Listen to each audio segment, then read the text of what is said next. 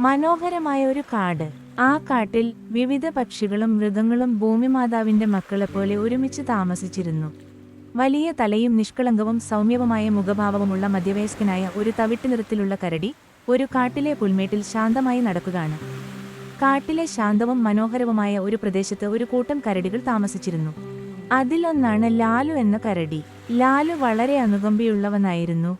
കാട്ടിൽ സഹായം ആവശ്യമുള്ളവരെ സഹായിക്കാൻ തന്നാൽ കഴിയുന്നതെല്ലാം ചെയ്യുമായിരുന്നു. പക്ഷേ ലാലു ജനിച്ചത് വലിയ തലയുമായാണ്. അത് ലാലുവിന് ഒരു പ്രശ്നമായി തോന്നിയില്ല. പക്ഷേ അവന്റെ പ്രായത്തിലുള്ള ചില കരടികൾക്ക് ലാലുവിനോട് വെറുപ്പ് തോന്നാൻ അത് കാരണമായി. ഒരു ദിവസം കാട്ടിലെ എല്ലാ മൃഗങ്ങളും പുതിയൊരു രാജാവിനെ തിരഞ്ഞെടുക്കാൻ ഒത്തുകൂടി. ആ സമയത്ത് ലാലു അവിടെ മൃഗങ്ങളെ സേവിക്കുന്ന തിരക്കിലായിരുന്നു. പുതുതായി തിരഞ്ഞെടുക്കപ്പെട്ട രാജാവ് മുടി പോലുള്ള നീണ്ട തൂവലുകളുള്ള ഒരു ബുദ്ധിമാനായ മൂങ്ങ ഇതെല്ലാം നിശബ്ദമായി കണ്ടുകൊണ്ടിരുന്നു. പെട്ടെന്നത് സംഭവിച്ചു. കാട്ടിൽ തീ പടർന്നു. മൃഗങ്ങൾ പല ദിശകളിലേക്ക് ഓടിപ്പോയി.